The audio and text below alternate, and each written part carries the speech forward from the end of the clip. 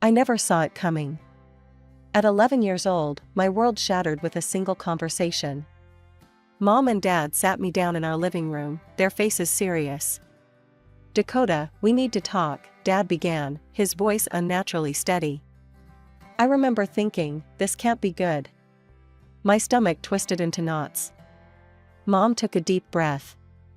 "Your father and I are getting divorced." The words hit me like a punch to the gut. Divorced? But they never fought. They were always polite to each other. Sure, we hadn't been on family outings lately, but divorce? What? Why? I stammered, tears welling up in my eyes. Dad cleared his throat. "We've both found other people we want to be with." Mom reached for my hand, but I pulled away. "We'll still both be in your life, sweetie. You'll just live with each of us at different times." The next few days were a blur. I watched Dad pack his things, filling cardboard boxes with pieces of our life together. Mom busied herself redecorating, as if erasing Dad's presence would make it easier. Then came the day Mom's new husband moved in. He arrived with a truck full of furniture and a daughter a couple years younger than me. "Dakota, this is Tom and his daughter, Lily," Mom introduced them, her voice too cheerful. I forced a smile, thinking maybe this wouldn't be so bad. A sister might be fun. Lily looked me up and down, her lips curled in a slight sneer. "Nice to meet you," she said, her tone suggesting anything but. The next day, I tried to make friends with Lily. I offered to show her my favorite books and toys. She rolled her eyes. "Look, let's get one thing straight. We're not sisters, and we're not going to be friends. You're just in the way." As the days passed, I watched Mom dote on Lily.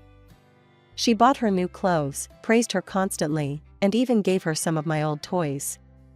One evening, I overheard Mom and Tom discussing schools. "We should enroll Lily in Westbrook Academy," Mom said. "It's the best in the area." "What about Dakota?" Tom asked. There was a pause before Mom replied. "Dakota's doing fine at her current school. Lily's, well, she's gifted. She needs more challenge." I slunk back to my room, the words echoing in my head. Lily was gifted. I was just fine. As weeks turned into months, I felt increasingly out of place. Mom and Tom were creating their perfect little family, and I was the odd one out. The day finally came for me to visit Dad. I packed my bag with a mix of excitement and anxiety. Maybe things would be better at his new place. Dad picked me up in his car, and we drove in awkward silence. Dad's new wife, Sarah, greeted us at the door. She was younger than Mom, with long blonde hair and a forced smile. "Welcome, Dakota," she said, her voice overly cheery. "I hope you'll be comfortable here." I nodded, not knowing what to say. The apartment smelled of incense and unfamiliar spices. Sarah led me to a tiny room that would be mine during visits. The next morning, Sarah was brewing some kind of tea in the kitchen. "Want to try some?" she offered. "It's a special blend from Tibet. Very spiritual." Reluctantly, I took a sip. It tasted bitter and strange. Within minutes, my throat started to itch, then burn. I began to cough, struggling to breathe. "Dad," I gasped, panic rising in my chest. Sarah rolled her eyes. "Oh, stop being so dramatic. It's just tea." But I couldn't stop coughing. My vision blurred, and I felt like I was drowning on dry land. "Sarah, call an ambulance," I heard Dad shout, his voice distant and muffled. "She's faking it," Sarah insisted. "Dakota, this attention-seeking behavior needs to stop." I couldn't respond. The world was fading to black around me. The next thing I remember is waking up in a hospital bed, an oxygen mask on my face. Dad was there, looking pale and worried. "You had a severe allergic reaction," he explained. "The doctors said, they said if we'd waited any longer." He didn't finish the sentence, but he didn't need to. I'd almost died, because Sarah didn't believe me. When I was released from the hospital, we returned to Dad's apartment. Sarah was waiting, her arms crossed. I think it's best if Dakota doesn't stay here anymore, she said coldly. She's too problematic. I looked at Dad, sure he would defend me. But he just stood there, silent and defeated. The drive back was silent. I waited for Dad to apologize, to promise he'd make things right. But he said nothing. I walked into the house, not bothering to say goodbye to Dad. Mom barely looked up from her magazine. You're back early, she said, sounding almost annoyed. I went to my room without a word, closing the door behind me. I was alone, truly alone, and I had no idea how to fix it. The next few weeks were a blur of loneliness and confusion. At home, Lily continued to torment me, breaking my things and blaming me for it. One day, she accidentally knocked over a vase, sending water and flowers cascading across the floor. Mom, she yelled. Dakota broke your favorite vase. Before I could defend myself, Tom stormed in. That's it, young lady, he growled at me. Go to your room. No allowance this month to pay for the damage. I looked at Mom, silently pleading for her to believe me. But she just shook her head, disappointment clear on her face. As I sat in my room, tears streaming down my face, I realized I needed to find a way out. That's when I remembered Grandma, Dad's mom. She lived alone, taught at the local college, and had always been kind to me. Maybe she could help. Grandma's house was like stepping into another world. The moment I walked through her door, I felt a weight lift off my shoulders. Her house smelled of old books and freshly baked cookies. It was cozy, filled with overstuffed chairs and shelves upon shelves of books. How about we have some tea and you tell me what's been going on? Grandma suggested, leading me to the kitchen. For the first time in months, I felt safe enough to let it all out. I told her everything, the divorce, Mom's new family, Dad's abandonment, the incident at his apartment. Grandma listened patiently, her kind eyes never leaving my face. When I finished, she reached out and squeezed my hand. Oh, Dakota. I'm so sorry you've been going through all this alone. You can come here whenever you need to. My door is always open to you. From that day on, Grandma's house became my refuge. I started spending more and more time there. We'd cook together, work in her garden, and best of all, read books from her vast collection.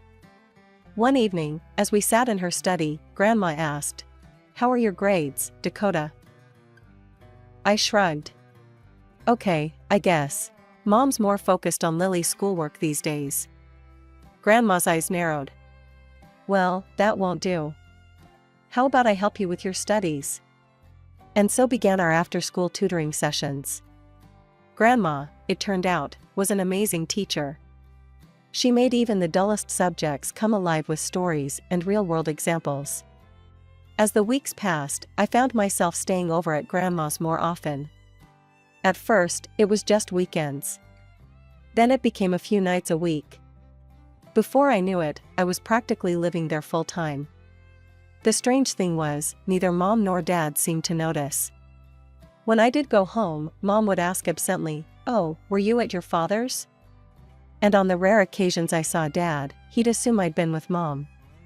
It was during one of these visits to Grandma's that things came to a head. I came home from school to find Grandma looking worried. "Dakota," she said, her voice serious. "There were some people from the guardianship service at your school today." My heart raced. What? Why? Grandma sighed. "Your teacher, Mrs. Johnson, went to your mother's house to discuss moving you to a class for gifted children. When she asked where you were, your mother said you were living with your father. Mrs. Johnson then called your father, who said you were living with your mother. She realized neither of them knew where you actually were." I sank into a chair, my legs suddenly weak. "What's going to happen now?" "The guardianship service has allowed you to stay with me for now," Grandma explained. "But they're going to file a lawsuit to determine your official place of residence." That night, as I lay in bed at Grandma's house, I could hear her on the phone, her voice low and intense. She was fighting for me, I realized. For the first time in a long while, someone was putting me first. The courtroom was intimidating, all polished wood and stern faces. I saw Mom and Dad sitting on opposite sides, neither meeting my eyes. As I took my seat, I couldn't help but remember my friend Jessie, whose parents had divorced last year. They had fought tooth and nail over who would get custody, both desperate to have Jessie live with them. The judge, a stern-looking woman with glasses perched on her nose, called the hearing to order. "We're here today to determine the living arrangements for Dakota Miller," she announced. What happened next was like something out of a nightmare. Instead of fighting over me, my parents started fighting to get rid of me. "She should live with her mother," Dad shouted, his face red. "I've got a new family now. We don't have room for her." Mom jumped to her feet, her voice shrill. "Oh no, you don't. I have a life too, you know. I can't be expected to take care of her full time." I sat there, stunned, as my parents argued about who didn't want me more. Tears burned in my eyes, but I refused to let them fall. I wouldn't give them the satisfaction of seeing how much they were hurting me. The judge's gavel came down hard. "Order," she shouted, silencing my bickering parents. She turned to me, her eyes softening slightly. "Dakota, I'm very sorry you're going through this." I nodded, not trusting myself to speak. That's when I heard a chair scrape behind me, and Grandma's voice rang out clear and strong. "Your Honor," she said, standing tall, despite her age. "If I may speak?" The judge nodded, and Grandma continued. "It's clear that neither of Dakota's parents are willing or able to provide her with the home she deserves. I am her grandmother, and I am more than willing to take full custody of her." She approached the bench, handing over a stack of documents. "These papers show that I am financially stable. I'm a professor at Westfield College, with a good salary and substantial savings. More importantly, I love Dakota and want to give her the stable, loving home she needs." The judge looked over the papers, nodding slowly. Then she turned to me. "Dakota, you're 14 now. Old enough to have a say in this decision. Who would you like to live with?" I stood up, my legs shaking slightly. I looked at Mom and Dad, seeing the relief in their eyes at the prospect of being rid of me. Then I turned to Grandma, who smiled encouragingly. "I want to live with my grandmother," I said, my voice stronger than I felt. The judge nodded. "Very well.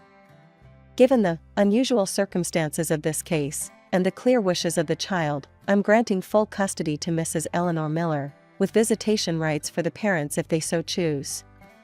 Living with Grandma was like stepping into a warm bath after being out in the cold. We fell into a comfortable routine, gardening in the mornings, studying in the afternoons, and baking cookies in the evenings. Under her care, I flourished. My grades improved, I made new friends at school, and slowly, the pain of my parents' rejection began to fade. The years flew by, and before I knew it, I was standing in my cap and gown, diploma in hand. The journey to this moment had been long and sometimes difficult, but as I searched the crowd of proud parents and beaming relatives, I only had eyes for one person, Grandma. There she was, in the front row, her eyes shining with tears of joy. She stood out among the younger parents, but to me, she was the most beautiful person there. As I walked across the stage, I heard her loud cheer, "That's my girl." The absence of my parents was a dull ache, but one I'd grown used to. They hadn't called on my birthdays, hadn't asked about my college plans, hadn't shown any interest in my life at all. But looking at Grandma's proud face, I realized I didn't need them. I had all the family I needed right here. Thanks to Grandma's unwavering support and my own hard work, I'd not only graduated with honors but also secured a full scholarship to Westfield College, one of the best in the state. I was going to study investment management, a field that fascinated me with its blend of mathematics, psychology, and strategy. The next 3 years were a whirlwind of classes, study sessions, and new experiences. I threw myself into college life, joining clubs, making friends, and excelling in my studies. Grandma was always there, a phone call away, ready with words of encouragement or a care package full of her famous cookies. I was in the middle of my junior year when I got the call that changed everything. Grandma had passed away in her sleep. The world seemed to stop spinning for a moment as the news sank in. The following days were a blur of grief and responsibilities. I took charge of organizing the funeral, determined to give Grandma the send-off she deserved. As I made arrangements and wrote the eulogy, I was struck by how many lives she had touched. The day of the funeral arrived, and the church was packed. The mayor was there, along with several city council members, all former students of Grandma's. Famous authors and respected academics filled the pews, each with a story about how Grandma had inspired or helped them. As I stood to deliver the eulogy, my eyes scanned the crowd one last time. Despite a small, foolish hope, I knew I wouldn't see them. My parents hadn't come. They couldn't even be bothered to show up for the woman who had raised their daughter when they wouldn't. Eleanor Miller was more than just my grandmother, I began, my voice steady despite the lump in my throat. She was my guardian, my teacher, my biggest supporter, and my best friend. After the service, as I accepted condolences from the long line of mourners, I thought about calling my parents, about screaming at them for their absence, for their years of neglect. But as I looked around at all the people whose lives Grandma had touched, I realized something: my parents' absence said more about them than it ever could about me or Grandma. 2 weeks after Grandma's funeral, I was called to the notary office.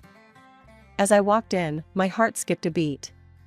There, sitting on opposite sides of the room, were my parents.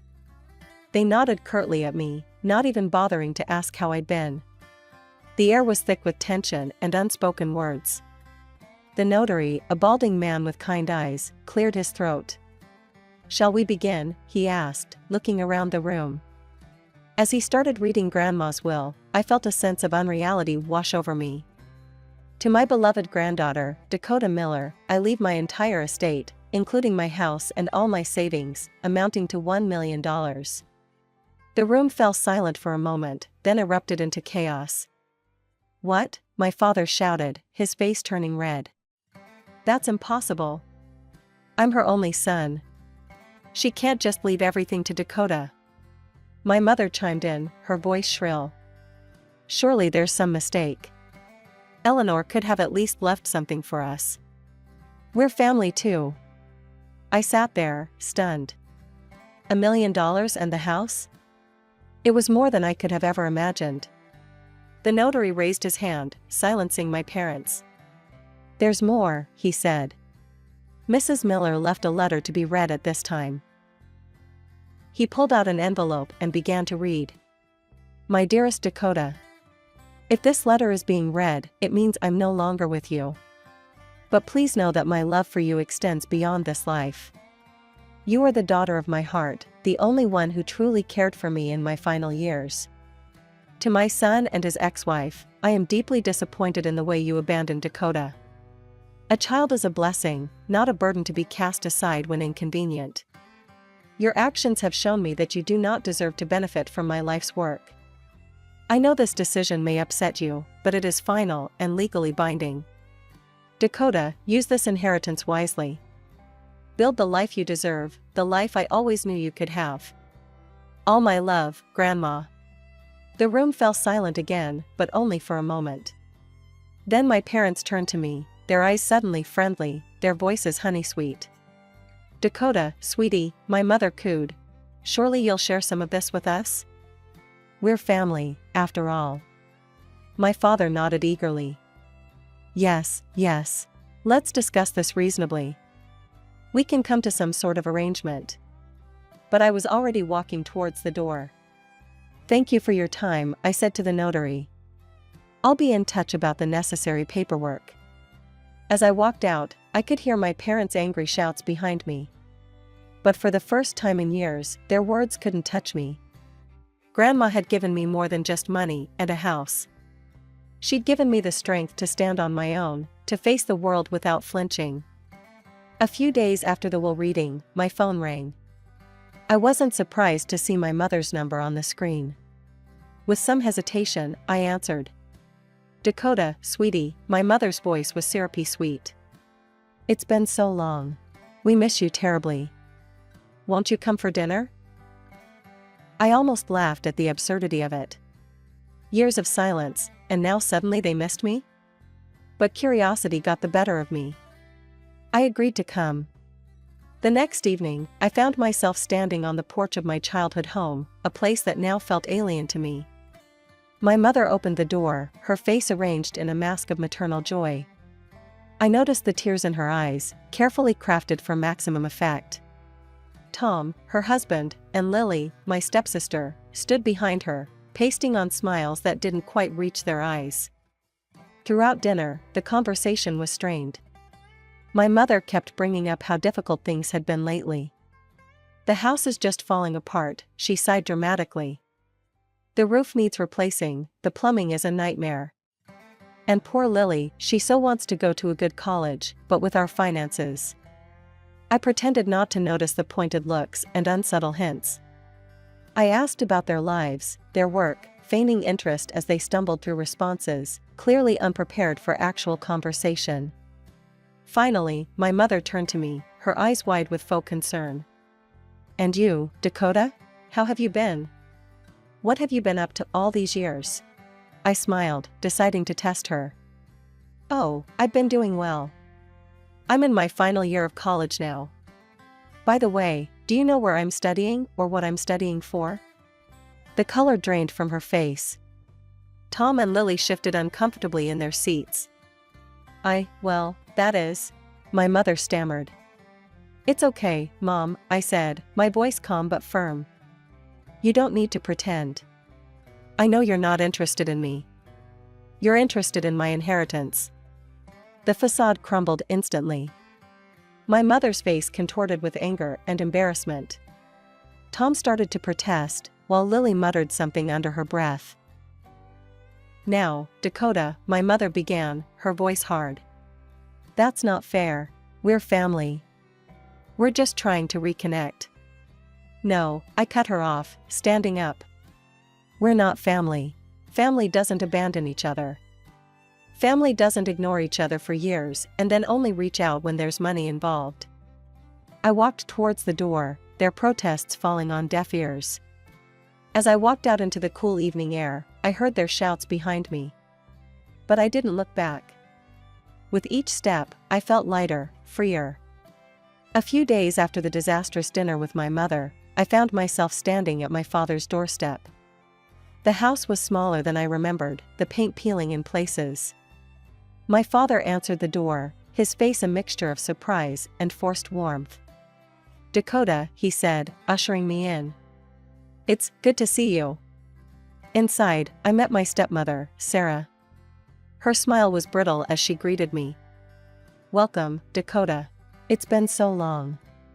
A young boy peeked out from behind Sarah's back, his eyes wide with curiosity. My half-brother, I realized with a start. He was about 8 years old, a living reminder of how much time had passed. "This is Michael," my father said, ruffling the boy's hair. "Say hello to your sister, Michael." Michael just stared, clearly confused by my sudden appearance in his life. As we sat in the living room, the conversation was strained. My father cleared his throat. "Dakota, we've been thinking. Michael here is very bright. We'd like to send him to Westbrook Academy. It's a prestigious school, but the tuition..." I could see where this was going. "And you thought I might be willing to pay for it?" I finished for him. My father had the decency to look embarrassed. "Well, you see, with your inheritance..." "Dad," I interrupted, my patience wearing thin.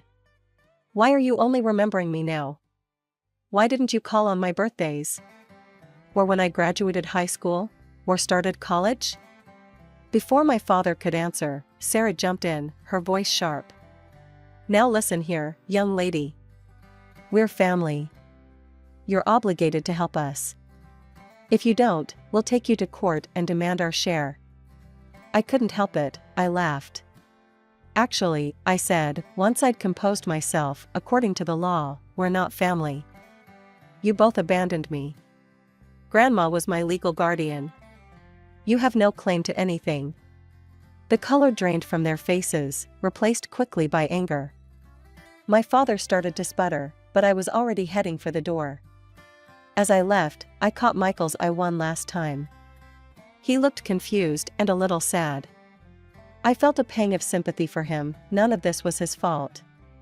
Over the next few days, my phone was constantly buzzing with calls and messages from both my parents. They begged, they threatened, they tried to guilt me. My mother sent a particularly dramatic message about impending homelessness due to debts. I didn't respond to any of it. Instead, I focused on my upcoming college graduation and my future plans. As I looked at my bank statement, seeing the inheritance from Grandma, I felt a sense of responsibility. This was a chance to make a real difference, to build the life Grandma had always wanted for me. But as I thought about my future, my mind kept drifting back to Michael. He was innocent in all of this, just a kid caught in the middle of adult problems. While I had no intention of giving money to my father or stepmother, I couldn't help but wonder if there was a way to help Michael in the future. It was something to consider. For now, though, I had my own path to forge. As I sat at my desk, researching investment opportunities and job prospects, I felt a sense of excitement. The world was open to me in a way it never had been before.